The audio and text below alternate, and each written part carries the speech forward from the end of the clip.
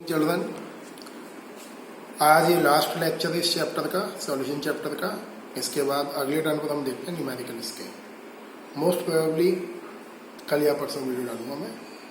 ये है आपका abnormal molecular mass, first topic आज का। देखिए, आपने जो भी चीज़ पढ़ी इस चैप्टर में सॉल्यूशन में, आपको बताया था मैंने, जितने भी लॉज आपके हेनरी लॉ, रॉल्ट लॉ, ये सब पढ़े हैं आपने, colligative properties, they all work on ideal solution. Ideal solutions की प्रॉपर्टीज क्या है? They should be very very dilute, solute should not show association और डिसोसिएशन। आप जो सॉल्यूट डालें वो ना डिसोसिएट होना चाहिए ना एसोसिएट होना चाहिए। मतलब देखिए, अगर आपने सॉल्यूट का 1 मोल पार्टिकल डाला तो डालने के बाद उसका जो नंबर ऑफ मोल है या नंबर ऑफ पार्टिकल्स है, that should be remain same 1 mole. But ऐसा होता नहीं है। अब ऐसा नहीं होता है तो आपने जो भी इस चैप्टर में पढ़ा है वो सब फ्लॉप है। कैसे इम्प्लीमेंट करोगे न्यूमेरिकल्स में?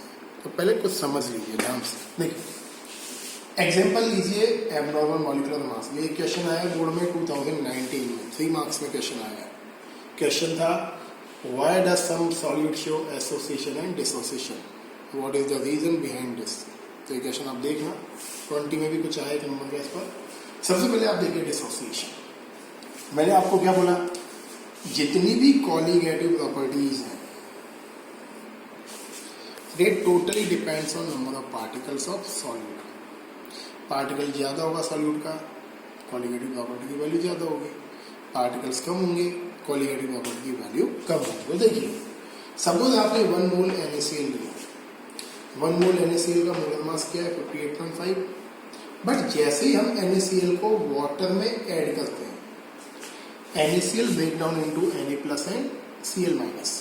आपको आयंस पे ध्यान नहीं देना है, आपको देना है नंबर ऑफ पार्टिकल्स पर। 1 मोल पार्टिकल लिया, कितना मोल हो गया?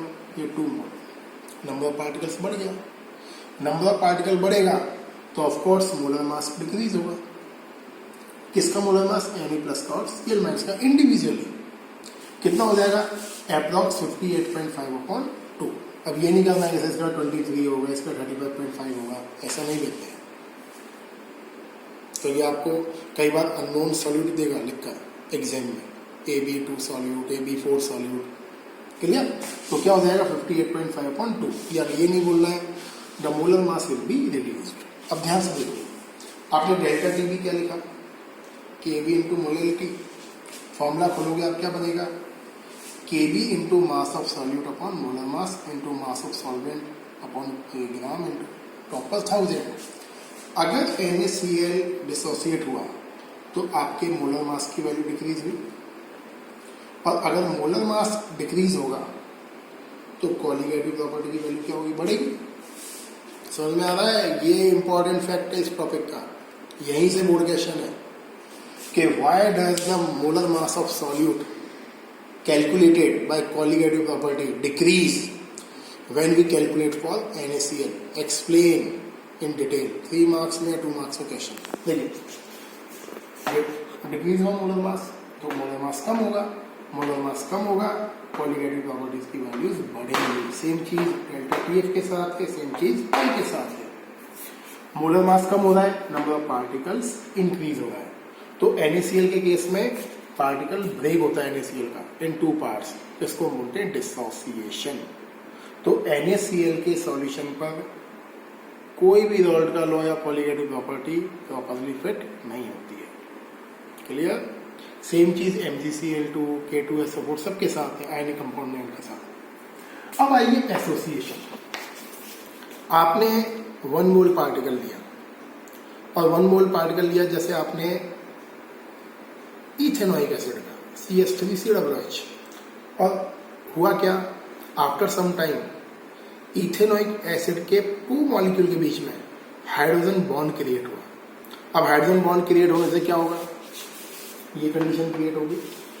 आपने लिया कितना पार्टिकल था? 1 मोल पार्टिकल। हाइड्रोजन बॉन्ड बनने से कितना मोल हो गया? ये 1/2 मोल। एक एग्जाम्पल देख लो, सपोज आपने 10 पार्टिकल्स लिए और इसमें क्या करा? 2 पार्टिकल्स के पेयर बना लिए। तो अब ओवरऑल कितने पार्टिकल्स हो गए? 5। तो आप बोलोगे सर अब भी तो 10 ही है, बट वो एसोसिएटेड फॉर्म में है, उसको सिंगल ही गिनना है, जुड़ जाएगा। अब ये कितने पार्टिकल्स हैं? 2।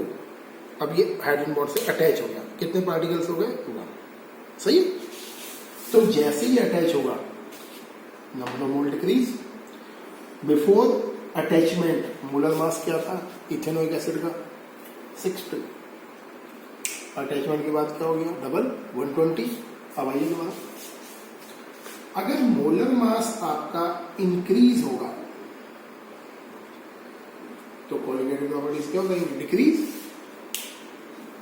सही है। तो ये प्रॉब्लम है, अगर कोई सॉल्यूट एसोसिएशन या डिसोसिएशन करता है तो आप जो भी मोलर मास कैलकुलेट करोगे कोलिगेटिव प्रॉपर्टीज से experimentally, you will find a wrong value and you will see a wrong result. क्या करें? इसका करेक्शन दिया है, और करेक्शन दिया है वॉन-हॉफ ने, इसलिए मैंने कोलिगेटिव प्रॉपर्टीज के न्यूमेरिकल थोड़े रोक कर रखे हुए हैं, फिर मैं एक साथ आपको करा दूंगा वॉन-हॉफ फैक्टर वाले। तो इसका करेक्शन दिया है वॉन-हॉफ ने। क्या करेक्शन दिया है देखते हैं। देखिए वॉन-हॉफ क्या बोलता है। वॉन-हॉफ अपने 3 फॉर्मूले देता है। अगर आपको करेक्शन करना है, अगर आपको न्यूमेरिकल में दिया हुआ है एसोसिएशन डिसोसिएशन, तो करना क्या है, आपने जितनी भी कोलिगेटिव प्रॉपर्टीज के फॉर्मूला पढ़े उस फॉर्मूला को मल्टीप्लाई करना है आई से। I is a symbol of van't Hoff factor. 3 formula है वॉन-हॉफ फैक्टर कैलकुलेट करने में। First formula, number of particles of solute after association और dissociation upon number of particle of solute before association और dissociation. Suppose आपने 100 particles लिया और out of 100 70 particles क्या हो गए? डिसोसिएट हो गए, तो बचा कितना? 30। क्लियर? 70 डिसोसिएट हो गया, बचा कितना? 30।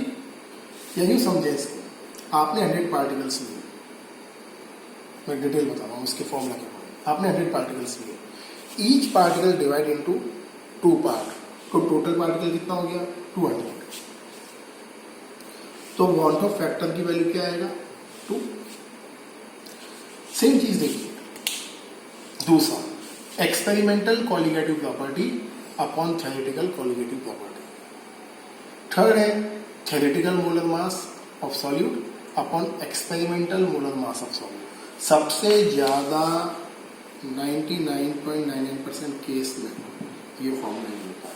अब है कुछ नहीं, देखिए ये आपने लिखा है कोलिगेटिव प्रॉपर्टी का फॉर्मूला डेल्टा टीवी के लिए, और आपने आई का फॉर्मूला लिया ये वाला, तो ये क्या निकाला आपने? थ्योरेटिकल मोलर मास। यहाँ पे दिया हुआ थ्योरेटिकल मोलर मास, तो कैंसिल हो जाएगा दोनों, और इसके प्लेस पर क्या आ जाएगा ऑटोमेटिकली? एक्सपेरिमेंटल मोलर मास। ये आपको लिखा हुआ मिलेगा एग्जामिनेशन। सही है। तो एग्जाम में अगर आपको आता है न्यूमेरिकल तो आपको ये फॉर्मूला ये अप्लाई करना है, कुछ नहीं करना, मैं बताऊंगा मैं कैसे अप्लाई होंगे ना। सही है। तो ये वॉन-हॉफ फैक्टर है जो कोलिगेटिव प्रॉपर्टी को करेक्ट करता है। बड़े आगे मैं बोल रहा था क्वेश्चन आता है न्यूमेरिकल में, आप वॉन-हॉफ फैक्टर निकालोगे कैसे? क्लियर है। जितने आप थ्योरी पढ़ते हो थ्योरी इम्प्लीमेंट न्यूमेरिकल्स में नहीं होती है। निकालने का बहुत सिंपल तरीका है। देखिए अगर किसी सॉल्यूट के लिए आई का वैल्यू 1 है, इसका मतलब solute does not show association और डिसोसिएशन। मतलब सॉल्यूट क्या है? आइडियल सॉल्यूशन फॉर्म करने वाला बिहेवियर शो करता है। मतलब आई इक्वल 1 है, मतलब नो एसोसिएशन नो डिसोसिएशन। आई की वैल्यू स्मॉल ग्रेटर देन 1 है तो क्या होता है? डिसोसिएशन। कैसे? NaCl ब्रेक इन किस in part Na plus and Cl minus. कितने पार्टिकल में ब्रेक हुआ? 2 पार्टिकल्स में। तो आई की वैल्यू क्या होगी? 2। कैसे आया ये वैल्यू? करके दिखाऊंगा। K2SO4 3 पार्टिकल में आई का वैल्यू 3। ये CBSE में आया हुआ है एग्जाम्पल। कोऑर्डिनेशन कंपाउंड आप चैप्टर पढ़ोगे, चैप्टर 9 उससे लिया हुआ। K4FeCN6 potassium ferrocyanide coordinate bond है।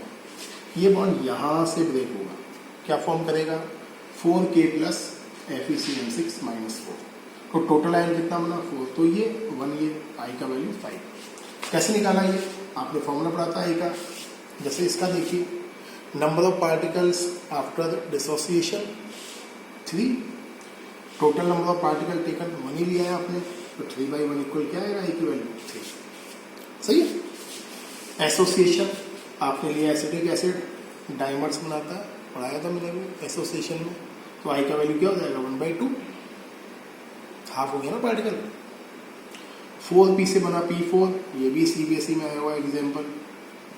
4 एटम लिया आपने फॉस्फोरस के, क्या फॉर्म करा P4 मॉलिक्यूल, 4 से क्या हुआ 1, आई का वैल्यू 1/4। तो इन दिस मेथड ये हम इजीली कैलकुलेट कर सकते हैं आई का वैल्यू बिना ट्रबल करेंगे। सही है, आगे बढ़ते हैं। अगर बाई चांस आपसे पूछ लेता है डिसोसिएशन कांस्टेंट सॉल्यूशन के लिए, तो ये फॉर्मूला आपने पढ़ा हुआ है क्लास 11 चैप्टर इक्विलिब्रियम में।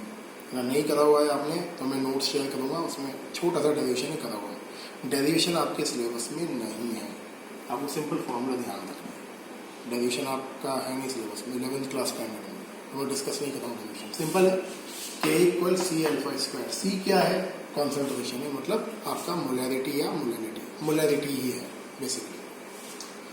One two factor I = 1 + alpha. Alpha क्या होता है, डिग्री ऑफ डिसोसिएशन, मतलब आपका कितना % सॉल्ट डिसोसिएट हुआ है, परसेंटेज डिसोसिएशन या एसोसिएशन। अगर आपसे अल्फा पूछेगा K का वैल्यू लिख कर देगा न्यूमेरिकल में, अल्फा निकाल लोगे वन टू फैक्टर निकल आएगा। ये न्यूमेरिकल में कराऊंगा आपको, 5 मार्क न्यूमेरिकल है, सिंगल न्यूमेरिकल है। क्लियर है, बढ़ते हैं। देखिए लास्ट टॉपिक है आपके चैप्टर का osmotic pressure, sorry reverse osmosis. नाम से पता लग रहा है रिवर्स ऑस्मोसिस, ऑस्मोसिस का उल्टा करना है आपको। ये प्रोसेस बेसिकली काम आती है गल्फ कंट्रीज में। गल्फ कंट्रीज में क्या है, फ्रेश वाटर की, प्योर वाटर की स्कैरसिटी है, वाटर अवेलेबल नहीं है, चारों तरफ मैरीन वाटर ही है। तो करते क्या है, देखिए डिवाइस, ये डिवाइस है आपके रिवर्स ऑस्मोसिस का। यहाँ फिल करा सैलाइन वाटर, मैं भी इसको हटा रहा हूँ, थोड़ा सा समझाऊंगा बाद में। यहाँ फिल करा सैलाइन वाटर और यहाँ फिल करा pure water. Of course water का मॉलिक्यूल कहाँ जाएगा according to osmosis, pure water से सैलाइन वाटर की ओर। जो प्रेशर लगाएगा उस प्रेशर को हम क्या बोलेंगे, पाइप, ऑस्मोटिक प्रेशर। अब कॉन्सेप्ट देखिए, अगर हम सैलाइन वाटर की साइड एक पिस्टन प्लेस करते हैं और पिस्टन से हम लगाएं एक्सटर्नल प्रेशर, और एक्सटर्नल प्रेशर का वैल्यू इस पाइप से ज़्यादा हो, तो यहाँ से वाटर मॉलिक्यूल कहाँ जाना चाहिए हमारे अकॉर्डिंग, यहाँ। क्लियर है, अगर ये यहाँ चला जाएगा तो आप क्या बोलोगे, ऑस्मोसिस। पढ़ा भी आपने यही है, movement of solvent molecule their higher quantity to lower quantity. लेकिन जैसे आप यहाँ पाई से ज़्यादा प्रेशर एक्सर्ट करोगे तो वाटर का मॉलिक्यूल P का वैल्यू ग्रेटर होने की वजह से यहाँ से यहाँ आना स्टार्ट करेगा। अब यहाँ आना स्टार्ट करने की वजह से आपका जो ऑस्मोसिस है वो रिवर्स हो जाएगा, और रिवर्स होने से प्योर वाटर के चैम्बर से you will obtain pure water for drinking purpose. तो ये कॉन्सेप्ट है आपके रिवर्स ऑस्मोसिस का। आपका एग्जाम में आएगा प्रिंसिपल। प्रिंसिपल क्या है, in a reverse osmosis process of osmosis is reversed if we apply pressure on solution side greater than osmotic pressure। अगर हम solution side पर osmotic pressure से ज़्यादा प्रेशर अप्लाई करें then osmosis is reversed। कहाँ काम आती है बताइए, हमने गल्फ कंट्रीज में। और दूसरा काम आती है आपके RO water purifier plants. RO नाम सुना है ना, वाटर को प्योरीफाई करने के लिए। फुल फॉर्म क्या है आरओ का, reverse osmosis water purifier. Same technique काम आता है आरओ वाटर प्योरीफायर से। क्लियर है, तो ये आपका चैप्टर है। अगला टर्म हम लेंगे, हो सकता है 1 या 2 टर्म लेने पड़े हमें, और दोनों टर्म होंगे न्यूमेरिकल बेस्ड। ये आज का वीडियो ध्यान से देखें, केयरफुली देखें, और अगले 2 वीडियोज जो मैं डालूंगा they will totally based on numerical. अगर एक में हो जाएगा तो एक में कर लेंगे सॉल्व न्यूमेरिकल्स को, है ना, 2 वीडियोस लगेगा। ध्यान से अगले वीडियोस देखने, केयरफुली देखिए और चैप्टर को करिए। ये चैप्टर मेजर चैप्टर है, और जब आपका कोचिंग्स वगैरह खुलेगा मैं चैप्टर आपको एक बार और पढ़ाऊंगा। सही है, thank you and have a nice day.